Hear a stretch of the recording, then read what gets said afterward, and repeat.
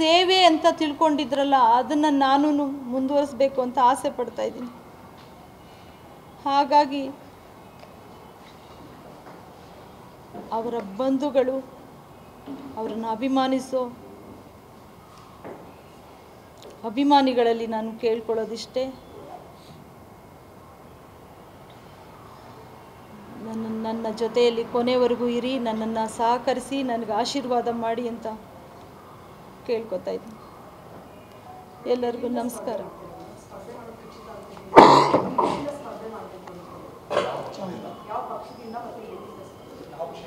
ಒಂದು ನಿಮಿಷ ನಾವೇ ಮಾತಾಡ್ತಾರೆ, ಕೊನೆಯಲ್ಲಿ ಕೇಳಿ ಮೇಡಮ್.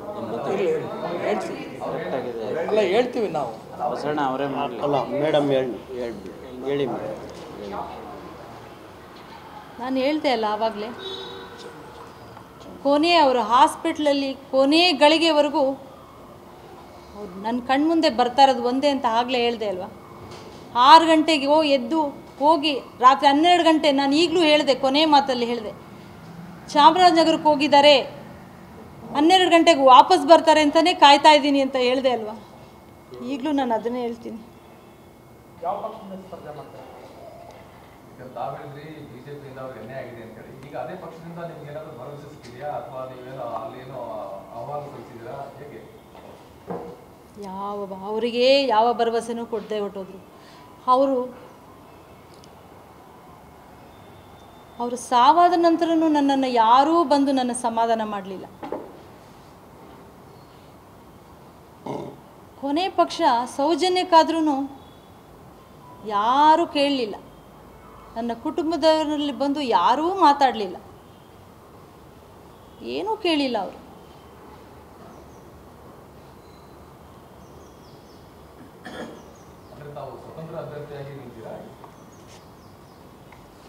ಅದಕ್ಕಿನ್ನೂ ಕಾಲಾವಕಾಶ ಇದೆ, ತೀರ್ಮಾನ ಮಾಡ್ತೀನಿ. ಈ ಒಂದು ಸಂದರ್ಭದಲ್ಲಿ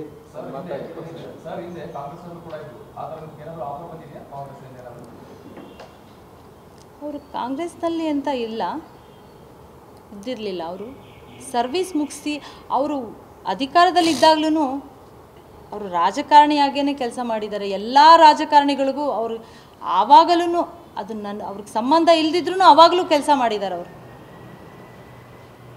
ಯಾಕೆಂದರೆ ಅವರು ಎಲ್ಲ ಕ್ಷೇತ್ರದಲ್ಲೂ ಅವರ ಜನಗಳು, ಅವ್ರನ್ನ ಪ್ರೀತಿಸಿ ಅಭಿಮಾನಿಸೋ ಜನಗಳಿದ್ರಲ್ಲ, ಆ ಧೈರ್ಯದಿಂದ ಅವರು ಮುನ್ನುಗ್ತಾ ಇದ್ರು.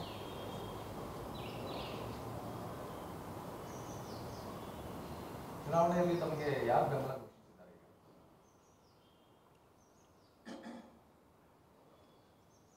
ಯಾರು ಬೆಂಬಲ ಅಂತ ನಾನು ಹೇಳ್ತಾ ಇಲ್ಲ. ನಾನು ಆ ಮಾತು ಶುರು ಮಾಡೋಕ್ಕಿಂತ ಮುಂಚೆಯಿಂದನೂ ಹೇಳ್ತಾ ಇದ್ದೀನಿ, ನನ್ನ ಬಂಧುಗಳು, ನಮ್ಮ ಯಜಮಾನರ ಪ್ರೀತಿಸೋ ಅಭಿಮಾನಿಗಳು,